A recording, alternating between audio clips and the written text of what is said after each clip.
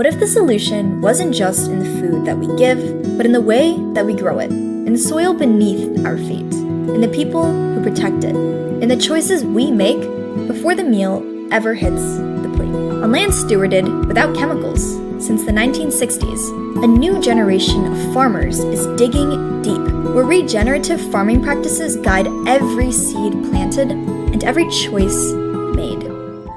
I'm Christine. I'm one of 3 women that co-own and operate Wild Trillium Farm. We share land with the Goggers at Natural Farm Stand in Richmond, Illinois, and this is our 5th season. Every week, Wild Trillium Farm packs up the best of what the season has to offer. Through their CSA, they share fresh, local foods straight from the fields to the community. In general, the front end of the week is when we do a lot of our harvest for our CSA, which is community-supported agriculture. So we deliver a subscription of what the season is offering every week to our customers. We're really excited about offering a CSA because it gives folks the opportunity to learn what's in season instead of just walking into the grocery store with a recipe list. This farm grows nourishment from the body and balm for the soul. The way that we farm, I think, is really important because it allows people to be more flexible and adaptable, and at the end point, ideally, is resilient. There's so many ways that we can engage with food that I think we've pulled ourselves away from.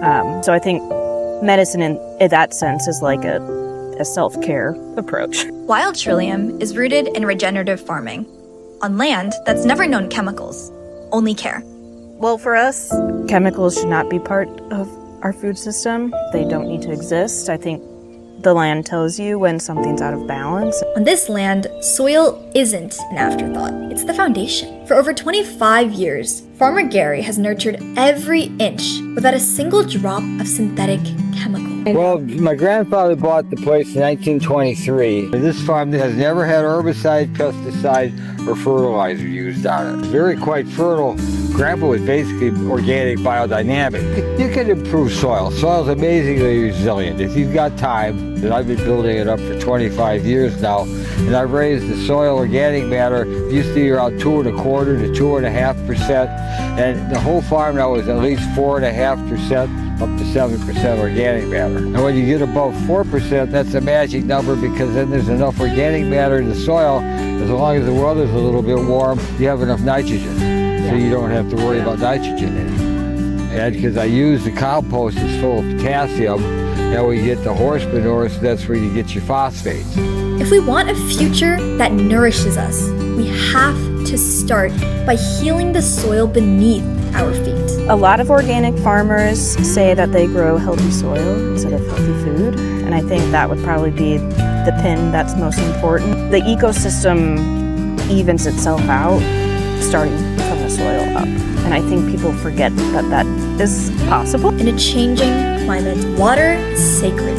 Christine and her team rely on soil itself to retain life. The more organic matter and other land management practices that you can introduce to your soils and fields helps water retention. And this is one of the reasons why organic farming is really important, because it doesn't only protect the soil and the crops that it grow above, but it also protects what happens underneath the soil and what happens beyond it, within our water systems and groundwater and everything like that. So at this farm, we don't do any irrigation.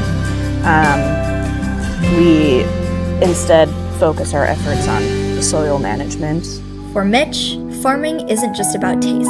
It's about being part of something real. Most of the time, this is it's labor, but it's also therapeutic, and you feel a little more connected to the natural side of things.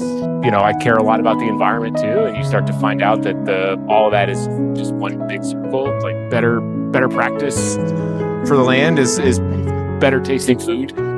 And now, thanks to a 100-year conservation easement, this soil is promised a future, never to be buried beneath concrete, but forever rooted in growth, memory, and real food for generations to come.